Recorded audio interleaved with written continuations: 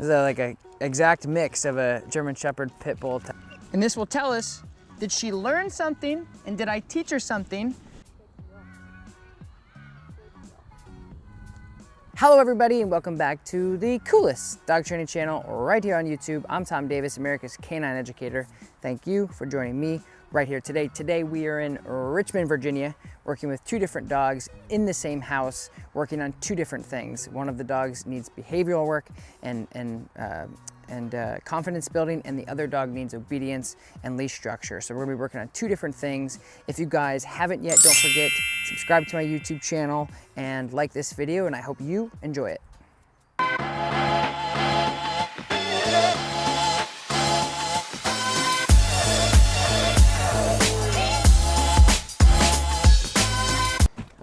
About to go in and figure out exactly what's going on and hopefully help these guys out.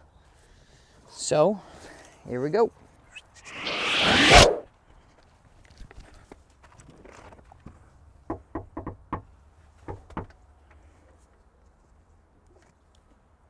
The dogs are barking. Hello. Hello.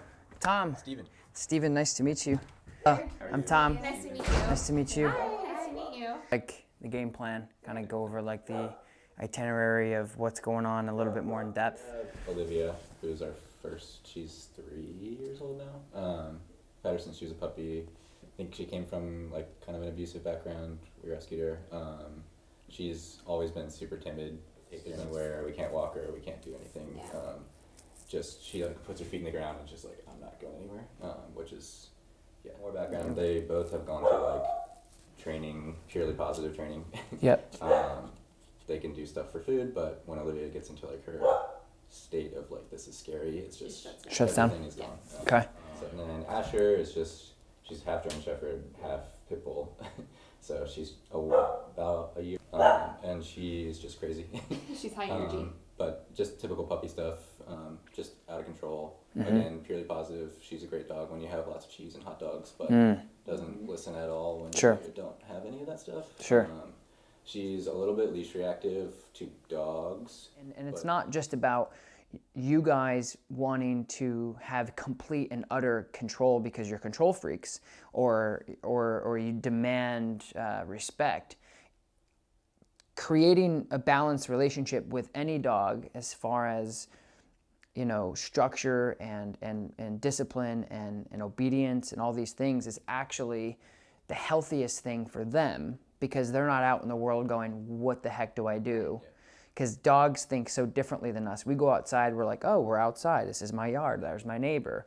There's the sun. They're like hyper, like irritated by everything. Their sensations, their hearing, their smell, everything is like, so we'll judge them outside, see how we go. Maybe just like, you know, out here on the road a little bit, maybe walk up and down just a little bit so I can see where you're at. And then we'll come back to HQ here and figure out a good game plan and see what we need to do. Cool. This is like an exact mix of a German Shepherd Pit Bull. So this is Asher, right? Yes. Okay. Hi, sweetheart. She looks excited. You guys are using the gentle thing. Yeah, I see that. But it's See, and it works. nice to have control of her. Yes, yes, it works like a horse harness type thing, like a head halter. It's exactly what it is. The only thing I don't like about it is is where they don't have the option to turn it off. Yeah. Where if you put like a slip collar, prong collar, dominant dog collar, whatever, when the only time that's actually applied is when they pull or when they don't comply to a basic command. Like a constant right. So for that, I love because it works nice. Like they feel that pressure because it hits pressure points. There's 2 pressure points that it's hitting. There's one up here and there's one right there. But the only problem is it just doesn't shut off. So for me, it doesn't create that clarity of like good, bad. It's just constant like half bad. And then sometimes like there's a lot more pressure. So anyway, and then we're gonna put on just a little slip. And I wanna see, so what I want is more engagement. I want her to go, what are we doing? Where are we going? Why are we going? Right now, I mean, you can even see a little bit of a difference already where she's like, good heel. Good. Good job, sweetheart. Heel. Good. Sit. Oh, good girl.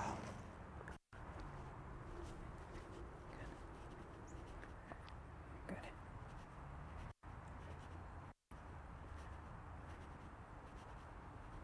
Good girl.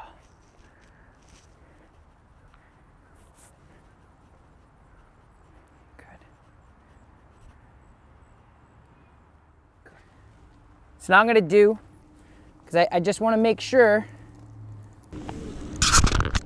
we're on the same page.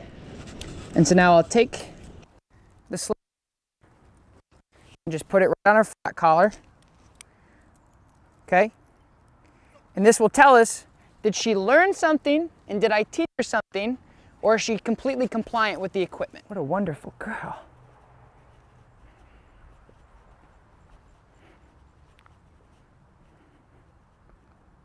Oh, there's a good girl. Good. It's beautiful, yeah? Yes. What a good girl. So there's no, and you can see in her eyes, she's completely like glassed over of like, there's structure here. Somebody's telling me what I can do and what I can't do. And so here, we've developed clarity quickly. And now, like, you can tell her and I's relationship, how calm and nice she is. I'm walking with one finger, and she's completely complying. And the most important thing about this whole thing is she's happier. The second thing is I'm not forcing her to do anything. I just said, hey, you're a little out of control, let's pay attention. Okay? And it's a lot better than that scraping and that, you know, now you can enjoy your dog, which is wonderful. And what did it take, like 10 minutes? Okay. So I'm gonna keep working her here on the flat collar, and then my job is done, and now it's your turn. Okay, heel. Good. So the most important thing is when we're trying to create and capture new behaviors, in my opinion, and that's the thing about dog training, it's not you're right, you're wrong, there's a right way, there's a wrong way. As long as we're all humane and we're all reaching the same goal of creating new behaviors filled with motivation and compassion and empathy, everybody's right, right? So in my opinion, I like to mark this behavior as I'm doing it so the dog captures it well, right? So just like with kids, 1 + 1 is 2 + 2, and you do it over and then all of a sudden you learn your ABCs and your math equations. Same thing here. Good heel. Bam. Good heel. So she's gonna go, I think there's something to this heel thing. So I'm trying to teach her a behavior through using verbal markers in association with this marker. Does that make sense? Beautiful.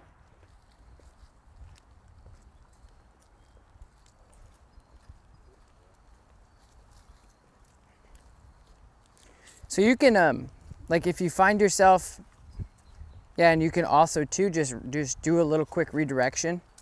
Switch up, say, hey, pay attention to me. Good girl. Heel, remember? Oh, now I remember. Good, sit. Good girl, right? No, so just tune her back up if you feel like she's like a little kid, you gotta go, excuse me, hello. Wiggly, like comes around, and ultimately ends up here. Is that a good heel, or is that? You wanna keep her into position. But what I would say is, let me see her. Just try to slow everything down. Everything that you're doing, like take it down like two notches. The faster you move with an animal, the more everything is like stimulated and predatorial for her. So I'm gonna demonstrate that again for you. Heel, heel, pop, there. Did you see that? Now again, no verbal compliance, right? So she gets it, and she's like, oh yeah, right? So now people will say like, you want to be 100% like fear-free and all that stuff. I agree to a certain, angle, but I also do want to administrate some sort of fear into her in a positive way, just like with kids or anything, right? We're like, if you do that again, X, whatever that is, whatever that punishment may be for the particular case. And they're gonna go, oh, I really don't want to make that mistake again because I'm gonna get a consequence. So that fear is actually, use fear. Don't be afraid of fear. But like I said, because of the propaganda we have in the dog training industry, and it's all over the place. That's why I'm like, I don't really train dogs. I'm here to just work with you guys. I'm completely trying to remove myself from the industry because it's really bad right now. Teach me again the like popping technique. Mm-hmm. I feel like I'm more just. Okay. Yep. So you go this way. So if you're the dog, so you go out. Hold on to the leash because I'm going to tug on you, okay? So when you go that way, you're doing more of like this. Walk that way. So you're like, oh, not paying attention. You're more like, come this way. And that doesn't really, you're kind of like, okay, I'm going this way. So let's go back this way again. So now you fly at the end of the leash, heel, pop. Do you feel that pop like that? I always do that. That's why I always tell people hang on to it. It's okay, but that's what you want to, that's what you got it? Okay, so that's the thing, is like I'm not doing it hard, I'm just doing it fast. So that's what you want to do, is just pop like this. Because again, if you're like, hey, let's go this way, versus like, hey, here. All right, let's try it again. So this is Olivia. Thank you guys so very much for watching this video. If you haven't yet, don't forget like, subscribe to my channel, turn on your notifications so you don't miss any other episodes coming from me. We're likely gonna shoot a second episode with these guys tomorrow, moving into a little bit more distracted environments. Really happy with how everything's turned out here today with the owners and the dogs. Thank you for watching. I will talk to you next time. Peace.